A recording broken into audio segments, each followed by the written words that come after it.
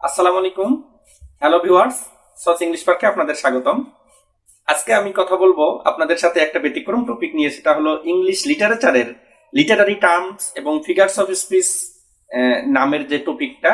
এবং এই টপিক থেকে বিসিএস থেকে শুরু করে সব চাকরি এবং ভার্সিটি এডমিশন টেস্টের বিভিন্ন পরীক্ষায় বেসিক টার্মগুলো থেকে প্রশ্ন হয়, এবং সেই ধারাবাহিকতা রক্ষা করব আমরা। আজকের ক্লাস থেকে শুরু করলাম। এবং আপনারা জানবেন যে ইংলিশ লিটারেচারের স্টুডেন্ট ছাড়াও অন্য সাবজেক্টে যারা পড়েন তাদের বেসিক ইংলিশ লিটারেচারের যে টার্ম, এই টার্ম সম্পর্কে আইডিয়া আছে কিনা, এই আইডিয়া থেকে পরীক্ষায় প্রশ্ন হয়। যারা ইংলিশ লিটারেচারে পড়েন ওনারা ইংলিশ লিটারেচার বা টার্মের বিভিন্ন বিষয়ে গভীর জ্ঞান রাখবেন, এটা ঠিক আছে। কিন্তু অন্য সাবজেক্টেও যারা পড়েন তারা যেন অ্যাটলিস্ট ইংলিশ লিটারেচারের যে টার্ম, এই টার্মগুলো যেন বেসিক আইডিয়া রাখেন। এই জন্য কম্পিটিটিভ পরীক্ষায় এই টার্মগুলো সিলেবাস করে বিভিন্ন পরীক্ষায় প্রশ্ন আসে। আমি যেটা বলবো আপনাদের, ইংলিশ লিটারেচারে এমনিতে 200-250 টার্ম আছে। প্রত্যেকটা সাবজেক্টের যেমন ইন্ডিভিজুয়াল টার্ম থাকে, এরকম ইংলিশ লিটারেচারেরও ইন্ডিভিজুয়াল সাবজেক্টিভ কিছু টার্ম আছে, যেই টার্মগুলোকে আমরা এক কথায় আপনাদেরকে বলবো অর্নামেন্টাল সেন্টেন্স বা বাক্যের অলংকার। অর্থাৎ অন্য সাবজেক্ট থেকে ইংলিশ লিটারেচারের ল্যাঙ্গুয়েজ এবং তার সৌন্দর্য আলাদা করার জন্য যে টেকনিক বা যে টার্মগুলো ইউজ করা হয়, এগুলোই লিটারারি টার্মস এবং ফিগারস অফ স্পিচ। এই টার্মগুলো হাইলাইটেড 35 থেকে 40টা টার্ম বাংলাদেশের প্রেক্ষাপটে কম্পিটিটিভ পরীক্ষা এবং এই ভার্সিটি এডমিশন টেস্টের পরীক্ষায় এসে থাকেন। এবং আজকে থেকে আমরা শুরু করব ধারাবাহিকভাবে। আমি এই 35 থেকে 40টা গভীর জ্ঞান না, জাস্ট বেসিক আইডিয়াটা যদি আপনাদেরকে দেয়া হয় এবং ওই টার্ম থেকে এক্সাম্পল আসলে যেন আপনি ফাইন্ড আউট করতে পারেন এবং এক কথায় ওই টার্মটা কি এটা যেন আপনি বুঝতে পারেন, তাহলে দেখা যাবে যে ওই টার্ম থেকে প্রশ্ন আসলে আপনি আনসার করতে পারবেন ইনশাল্লাহ। তো আজকে আমরা যতটা পারি দেখা যাক একটু আলোচনা করি। এটা প্রথমে আমি এখানে দুইটা টার্মের নাম লিখছি। একটা টার্ম হলো সিমিলি, আর একটা টার্মের নাম আমি লিখছি এখানে মেটাফোর। একটা সিমিলি আর একটা হলো মেটাফোর। তো এই সিমিলি এবং মেটাফোর এই দুইটা টার্মের মূল বৈশিষ্ট্যটা হলো দুইটাতেই কিন্তু সাদৃশ্য প্রকাশ হয়। আপনারা কি পয়েন্ট গুলো স্মরণ রাখবেন সেটা হলো, সিমিলির এখানে আমি লিখছি direct and explicit comparison. Simile তুলনা করবে, কিন্তু সিমিলি তুলনাটা হলো এই ওয়ার্ড গুলো মনে রাখবেন। সিমিলিটা হলো সরাসরি, ডাইরেক্ট অ্যান্ড এক্সপ্লিসিট কম্পারিজন। অপরপক্ষে মেটাফোরও তুলনা করবে, কিন্তু মেটাফোরের তুলনাটা হলো ইনডাইরেক্ট অ্যান্ড ইমপ্লিসিট কম্পারিজন। এটা হলো সরাসরি, এটা হলো কি গোপন। তাহলে একটা হলো সরাসরি তুলনা করবে, আর একটা কি গোপনে তুলনা করবে। দুইটাই কিন্তু তুলনা করবে। তাহলে সিমিলির সংজ্ঞাটা হলো, simile is a direct and explicit comparison between two different things through, এখানে একটা বৈশিষ্ট্য মনে রাখবেন, থ্রু। সিমিলিতে থাকবে থ্রু, অ্যাজ অথবা লাইক, অথবা অ্যাজ লাইক অ্যাজ। তো থ্রু, অ্যাজ লাইক অ্যাজ, এই অ্যাজ লাইক অ্যাজ এইটার মাধ্যমে এই তুলনাটা করবে। এই বৈশিষ্ট্যটা হলো সিমিলির। আর মেটাফোরের ক্ষেত্রে কিন্তু সব ঠিক থাকবে। সিমিলির বিপরীত ভাবে মেটাফোর তুলনা করবে। মেটাফোরে কিন্তু এই অ্যাজ লাইক অ্যাজ এগুলো থাকবে না। এইটাই মূলত মূল পার্থক্যটা।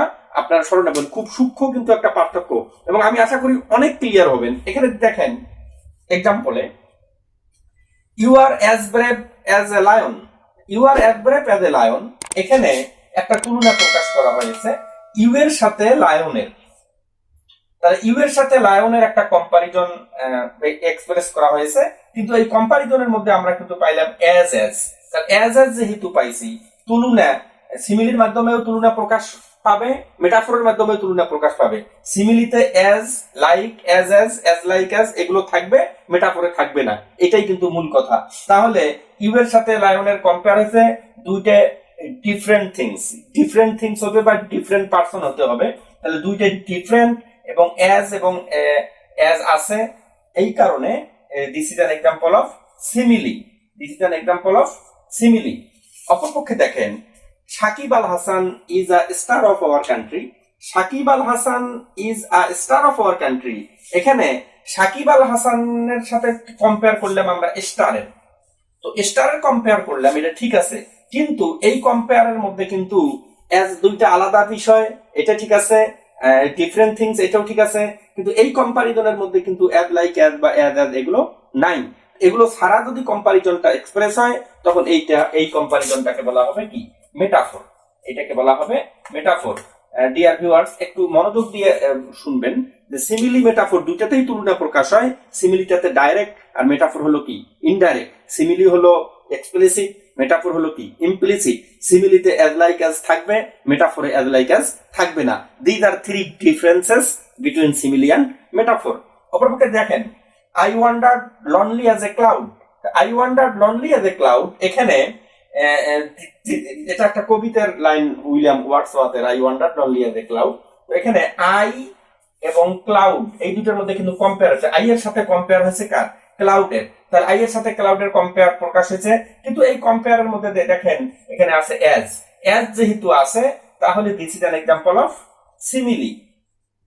This is an example of simile. অপরপক্ষে দেখেন, A K Fazlul Huq is the tiger of Bengal. A K Fazlul Huq is the tiger of Bengal, এখানে ফজলুল হকের সাথে আমরা কম্পেয়ার করছি টাইগারের। ফজলুল হকের সাথে টাইগারের কম্পেয়ার করা হয়েছে, কিন্তু এখানেও তুলনা প্রকাশ করা হয়েছে, কিন্তু এই তুলনাতে কিন্তু অ্যাজ লাইক অ্যাজ এগুলো নাই। তাহলে এই যদি ওইটা ছাড়াই কম্পেয়ার প্রকাশ হয়, তাহলে সেটা গোপনে একটা কম্পেয়ার প্রকাশ হয়েছে, আমরা ধরে নিতে পারতেছি। তাহলে এইটা this is an example of metaphor. This is an example of metaphor.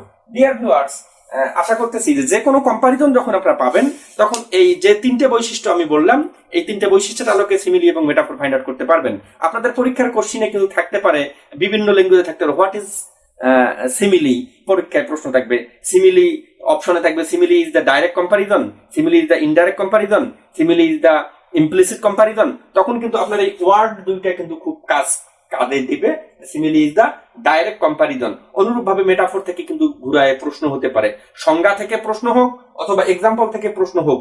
যে কি পয়েন্ট তিনটে আমি বললাম, যদি এই কি পয়েন্ট তিনটে আপনারা স্মরণ রাখেন, তাহলে সিমিলি মেটাফোরের যে কোনো প্রশ্নের আনসার করতে পারবেন। আমাদের ধারাবাহিকভাবে এই লিটারারি টার্মসের এই টার্মগুলো আলোচনা করার জন্য আমাদের চ্যানেলটা সাবস্ক্রাইব করেন।